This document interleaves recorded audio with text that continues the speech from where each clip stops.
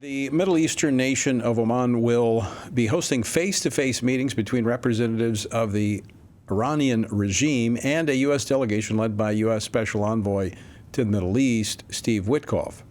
Now, ahead of the talks, the Trump administration issued fresh sanctions targeting Iran as a part of their effort to disrupt any attempt by the Islamic Republic to advance its nuclear program and its broader destabilizing agenda. Given the history, will the upcoming talks be able to move the needle after years of no progress? Joining me now to discuss this is New York Congresswoman Claudia Tenney, who serves on the House Permanent Select Committee on Intelligence. Congresswoman Tenney, welcome back to Washington Watch. Thanks for joining us. Thank you. Great to be on. So earlier in this week, Prime Minister of Israel, Benjamin Netanyahu, met with President Trump, obviously wanting to see action on Israel, along with a host of other issues. The President said talks will be taking place with Iran this weekend. What do we know? Look, this is a really good sign. I agree with you at the top.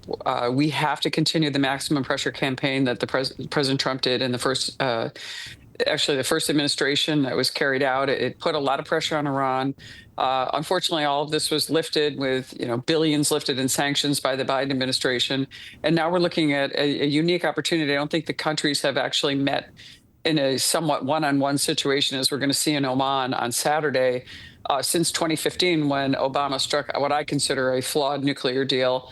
This time, President Trump wants to make sure that they dismantle their nuclear program and look toward bringing peace and prosperity to Iran and the rest of the region, where they've been the largest state sponsor of terror. So we're hoping that this type of, at least the beginning of the negotiations, will happen, and that we'll continue to push Iran into a place where they haven't been before, and also to make sure that make sure that our European partners and others are in the same place we are. So remind us of the problems with the Iran nuclear deal the Obama administration agreed to, and why the Trump administration ditched that last time. Well, first of all, the so-called deal, allowed them to actually have a time frame so they could actually create a nuclear weapon. That's just completely unacceptable, to put a nuclear weapon in the hands of the mullahs in Iran, who has just been, proven that they cannot be a leader in the region, and that their mission is really to destroy Israel and ultimately the United States. That kind of mission can't be rewarded with any kind of nuclear weapon. And by the way, the International Atomic Energy Agency went through and determined that, in fact, Iran was cheating all through this process, and we didn't hold them to account, which is why the president, meaning President Trump, ultimately pulled out of that deal. They were continuing to enrich uranium. They were continuing to get to levels that actually had them near, if not very close to, which they probably are very close now, to be able to have a nuclear weapon. And that's something that we want to stop and make sure they don't cross over that threshold, which we know they're very, very close at this point. A final question on this topic for you, Congresswoman Tenney. What do you hope the U.S. delegation accomplishes this weekend? Well, hopefully, ideally, we'll at least get a framework for talks. We'll get them to the table and let them realize that, there's millions of Iranians who would like peace and prosperity. This once very educated and very prosperous country has been, under the control of the mullahs since 1979 uprising.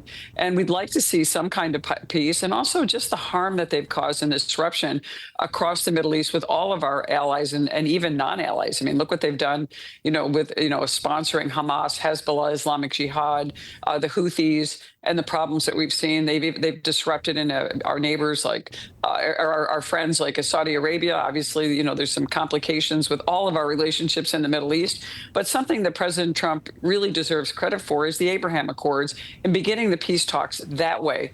Instead of just saying that we don't do anything until we have the Palestinian conflict solved, we try to get everybody else unified. And if we can take Iran as this pariah in the Middle East out of that and have them actually contributing to peace and prosperity in the Middle East, I think that's the very beginning of what we can see to actually a real change in this part of the world that we've not seen in my lifetime or even before that. So this is a real hope. Obviously, it's very aspirational. We'll see how things go Saturday. But I'm optimistic that at least this will be the start of something that could be very good for not just the Middle East, but for the world. Congresswoman, switching gears, final question for you. Last month, you and Representative Michelle Fischbach, along with Congressman Chris Smith of New Jersey, introduced the Let Pregnancy Centers Serve Act. Tell us what that does and why you introduced it. Yeah, this is so important as we fight to preserve pro-life principles and pro-life advocacy. I come from New York State, where we have a late-term abortion state. We have hostility toward pro-life and pro-life centers. Crisis pregnancy centers, and we had a horrible bombing by Jane's Revenge at the Compass Care Center in Amherst, New York, and we also have a hostile Attorney General in Letitia James in the state of New York, who has tried to prevent TANF funds from being used for these pregnancy centers. And what we're saying is, let's look at these centers as any other option for women who choose to have their babies. Parents who choose to have the resources available to them, and to allow them to actually do their work instead of blocking and cutting them off, as we're seeing in New York and states like New Jersey, where Chris Smith has been a longtime strong advocate, as well as my colleague on Ways and Means, Michelle Fishbach from Minnesota.